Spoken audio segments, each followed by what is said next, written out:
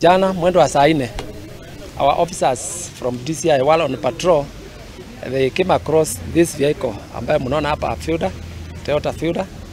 Then wakaiflag, wakaisimamisha, but on suspicion ya kwamba ilikuwa inabeba vitu ya.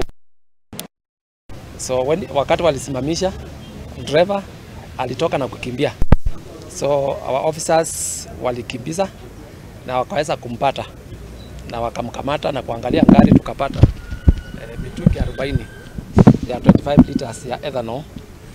Street value ni about 500 kwa bar zetu, kuingia kwa counter zetu.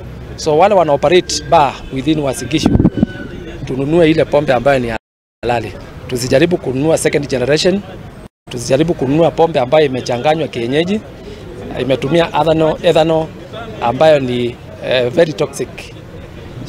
Wananchi pia tunawahimiza wakienda kwa bar wakunywe ile vitu ambayo inakaliwa. Wasiende tu kwa bar, na wakiona bar inauza vitu ambayo wana suspect si ile inatakana, tutasaidiana na wananchi, tutasaidiana na stakeholders tuhakikishe in Uasin Gishu ile pombe iko kwa counter ni ile pombe clean. Direction ya kutoka tuseme from western direction ikielekea upande ya Nakuru. Mmoja driver mwenye alikuwa na hiyo gari, as you can see, alikuwa ameweka mitungi mpaka kila mahali. Situ ilikuwa ya mtu mmoja kwa hiyo gari.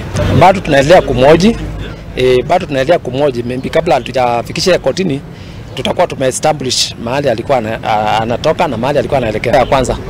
Na tunataka kushukuru wananchi kwa this information, na tunaomba wananchi waendelee kutupatia information. Anything suspicious ukiona, however insignificant, pitisha kwa polisi. Tutaweza kuichukulia hatua. Haya, na gitio